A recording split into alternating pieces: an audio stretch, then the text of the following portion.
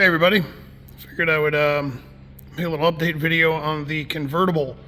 So I've been kind of keeping this quiet and a secret. Well, apparently during one of my classes this past weekend, some pictures got leaked out, so I figured I might as well just come out with it. So we had the last thing you guys probably saw about this car was after sick week. We had an engine failure. So we started changing some stuff up on the car. So we decided that we wanted to do, it was a little bit of a pain in the ass draining fuel out and putting fuel back in and, running 93 and then methanol and whatnot. So when the car went to fabrication, we did dual cells, right? So this cell here is 8.5 gallons of methanol. And it's still being fed by the mechanical pump. We've got a fuel level gauge here, and then this cell here has got 15 gallons of pump gas in it. And I'm using one of the Holley dual 450 liter per hour pumps. I'm only going to run one at a time for pump gas. So the thing I'm going to show you later is you'll be able to see there's 24 injectors in the new thing. So we're going to be able to cruise this thing around on 93 octane with this pump on, and then if we want to race it, we'll run it on methanol. So there's onboard air on the car, and this is a mess. I haven't really had any time to work on this car. I'm busy doing stuff for customers, so don't judge the mess. But so there's onboard air, and then this here is a pressure regulator that's coming off of the air tank to feed the airbags underneath of the car. And then we'll be able to shut the pressure off to it and then use the bleed valve that's in here, down here, and bleed all the pressure off of it. So when it comes time to race, the airbags don't affect the rear suspension. So underneath of the car, I had Matt at Performance Fab. So if you guys don't know, Matt at Performance Fab does all my fabrication stuff. So he built a new rear end housing. So if you look up there, there's the little pancake airbags, right? So they're bolted onto the chassis there, but they're not attached to the rear end housing. So when this car separates, it it doesn't ever touch the airbag. So, all right.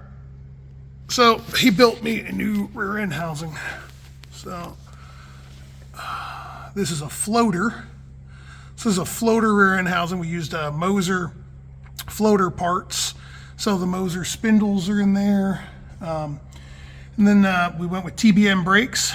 We are a TBM dealer. They make the nicest brakes out on the market. And so we got TBM brakes up on the front, TBM in the rear. They make a nice setup for the Moser spindle and all that. So we had it powder coated in what's called polished aluminum. So it came out pretty good. So this is Matt at Performance Fab's rear end housing. This thing's slick. So there we go. Don't mind me, I'm old. Shock mounts, tons of adjustment, right? So we wanted to be able to have a little bit more adjustment to go down and be able to lower the car more, and still be able to keep, like about 1 inch of shaft showing. Let's see. Lower control arms, there we go. So the lower control arm mount setup that's on here, see how this bolts on? This is pretty slick. This has got a ton of adjustments. It's 1/8 inch adjustments, right? So here's your normal adjustment right here, but then you can move the whole, like you see that black bracket, can move on the rear end housing up and down.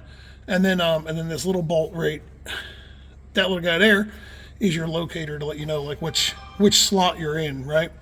It's got Matt's frame rails and torque boxes in it that he did a little while ago. There's the uppers, right?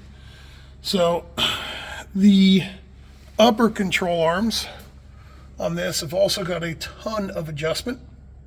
And then there we go. There's the whole upper arm there, right?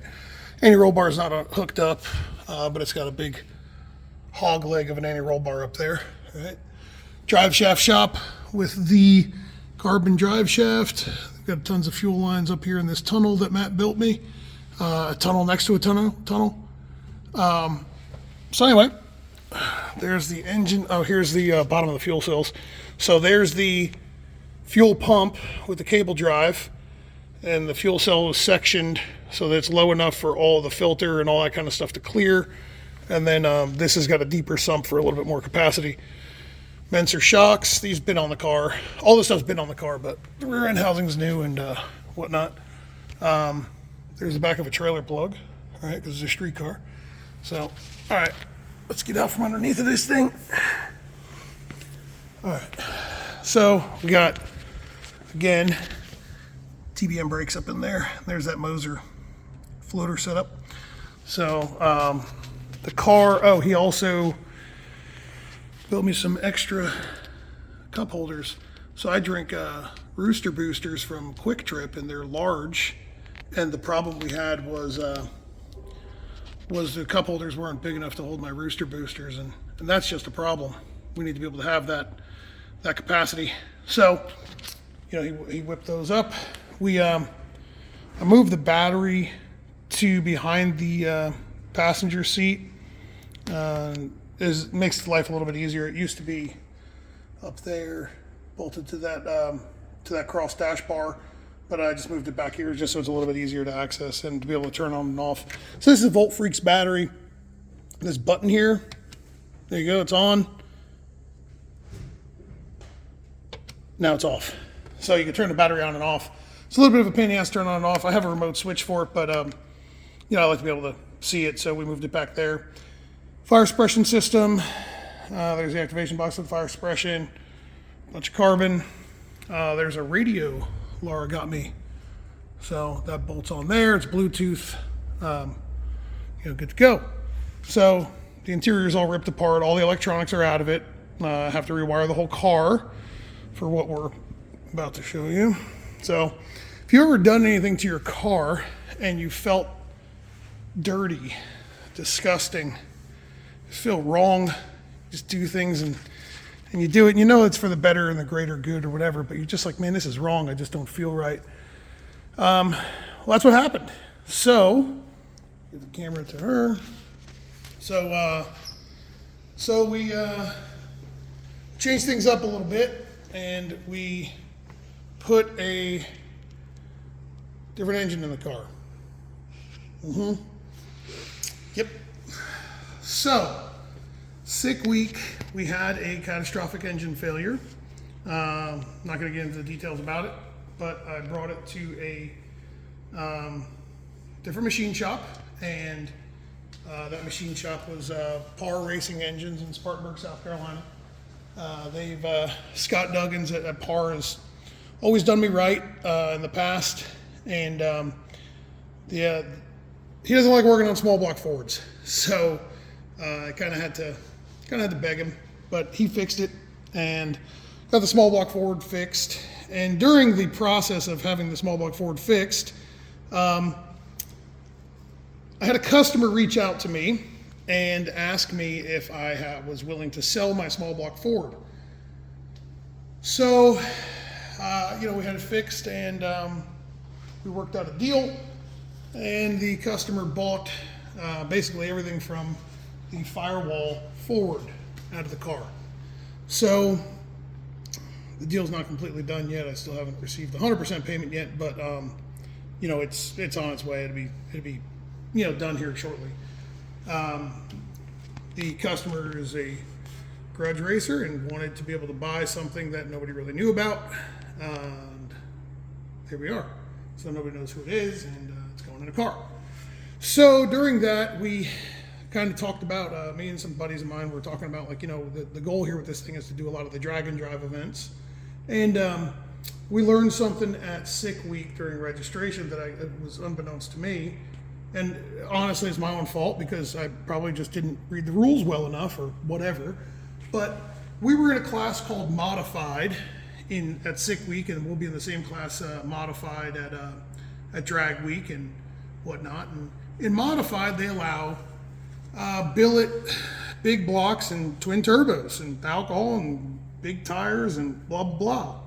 Well, we had a 400-inch small block Ford with a single 98 that, you know, it would run with a lot of them, but you'd have to really lean on it. So, brought us to this.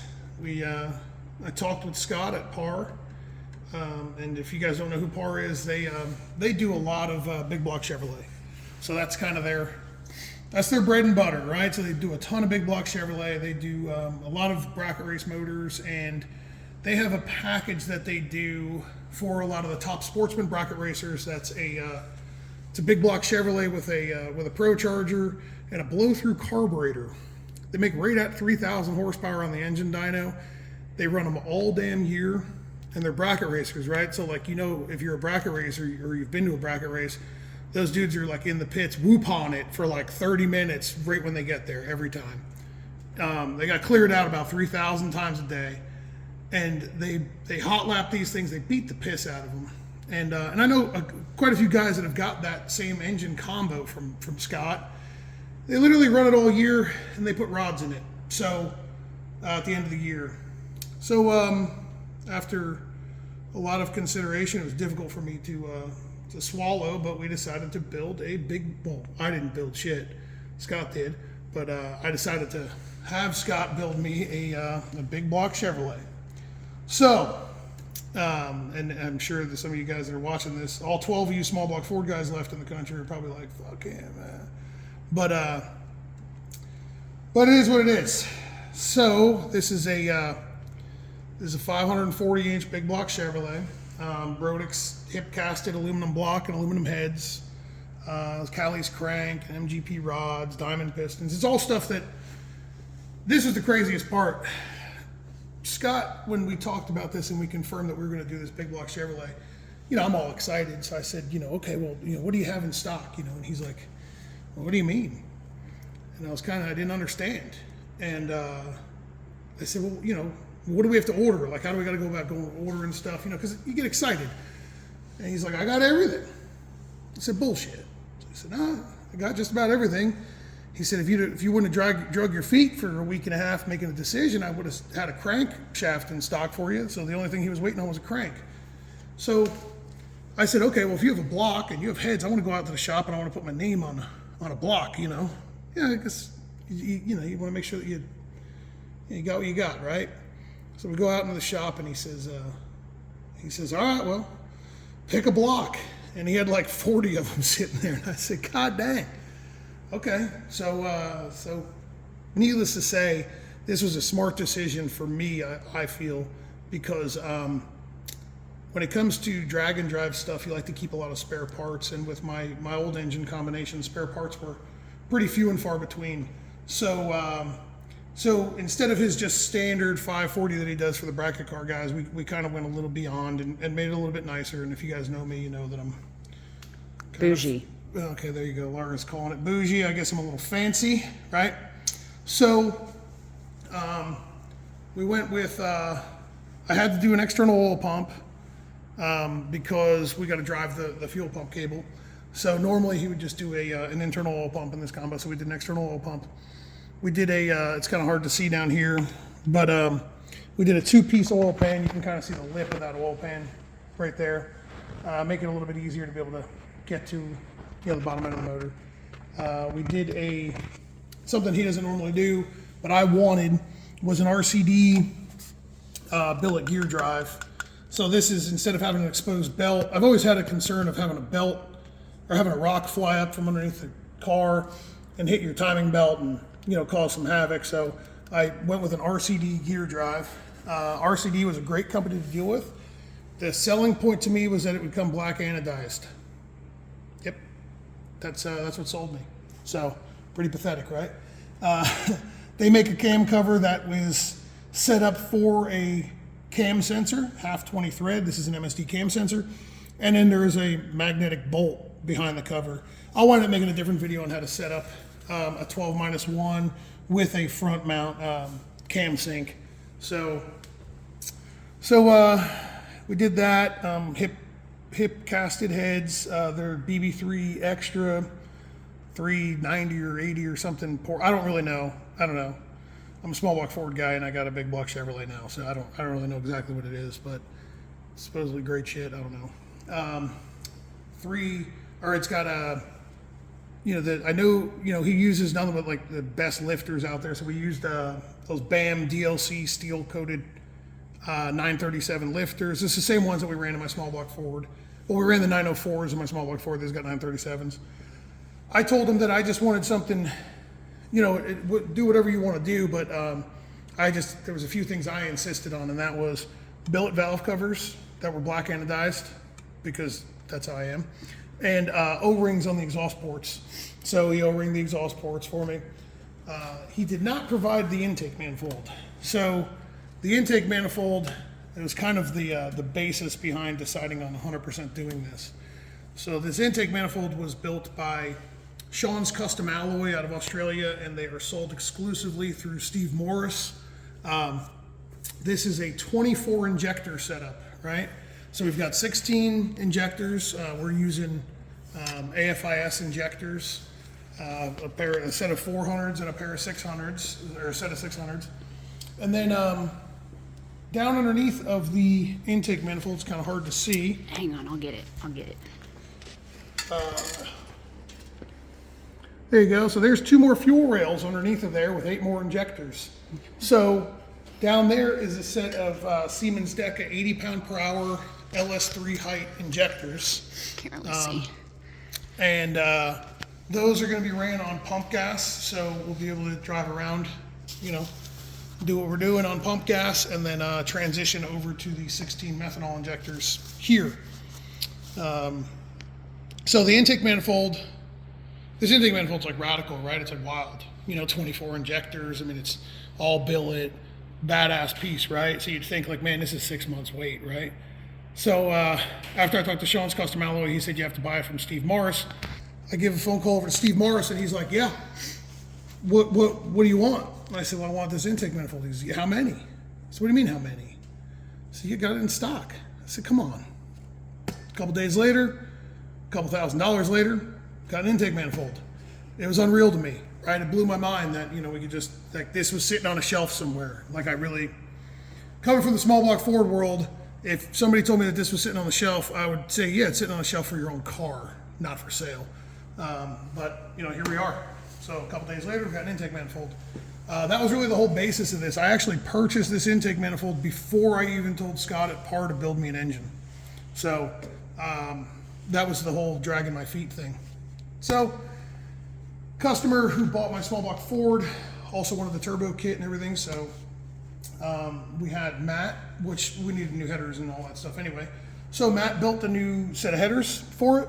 Did a fantastic job. Very happy with it. He did new headers. He did a whole new turbo kit, and he mounted the new forced inductions 118 millimeter. So this is the new 118. This is this thing's LDR legal. It is I don't know. It's supposed to make a lot more power than the Precision. I've got 2 customers out there that have got them on the car. Messed with the tune-ups on both of them. It is overly impressive with the type of power that thing makes. So we used the customer who bought my small block Ford, bought everything. He literally, like, wastegates, blow-off valve, the whole 9 yards, right? Like literally everything. So 2 new Turbo Smart 60 millimeter gates, new Turbo Smart blow-off valve, and Matt made it all happen. So we got an elephant trunk here, right? Just to get some fresh air into this thing, because this engine bay is pretty busy. Matt built all this, did a fantastic job. We had a local spot called Tinsley's Custom Coatings. He did the coatings on everything. So we did, he coated this and all this stuff, but then he also did a high temp ceramic coating here and here. And we opted to not touch the headers and the hot side just because I prefer it to be raw stainless. So we also switched the car over to using this new Delta PAG water pump. So I've yet to use one of these things. So this will be a first. I'll make some videos on this thing. If it operates nearly as good as the fans do, I have a feeling I'll be very happy. So it's a pretty slick piece. 20 ORB inlet, dual 12 outlets. It's got the same ECM controller that the fans use. It's going to be pulse width modulated from the ECU. You know, a pretty slick little deal. So then we had Cameron's at Byron over at Cameron Store Converter Services build me a new converter because the customer who bought my small block Ford got the converter too. So we got a new converter in it. They updated the shafts on the transmission, the main shafts and all whatever it was. I don't even know what it was, but to withstand you know, the added power that this thing is should make.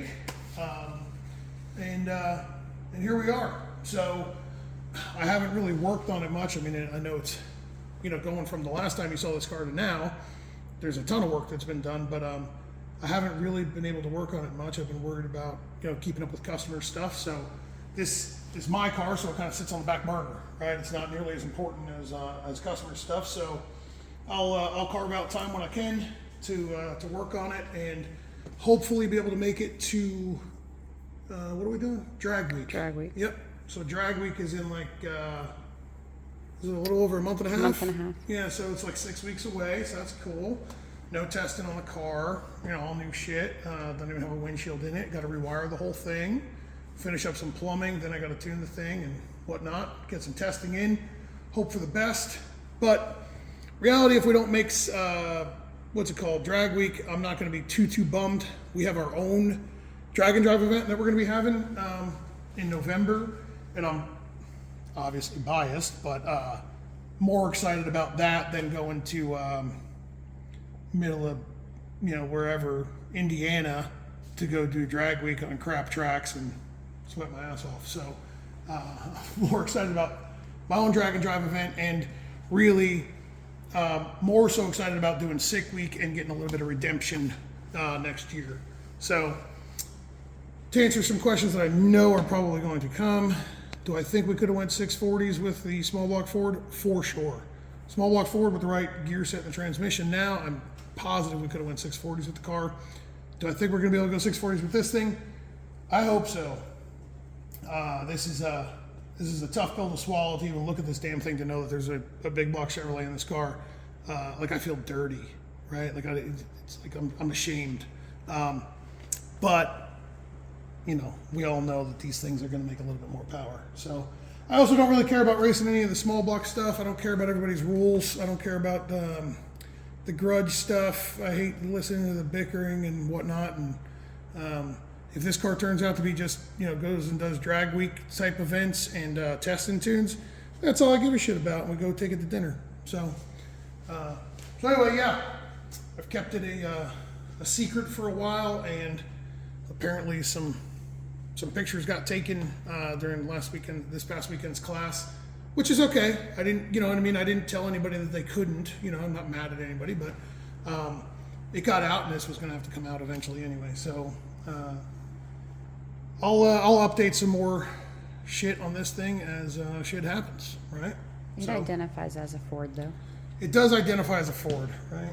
So anyway, that's all I got. Thanks. See you.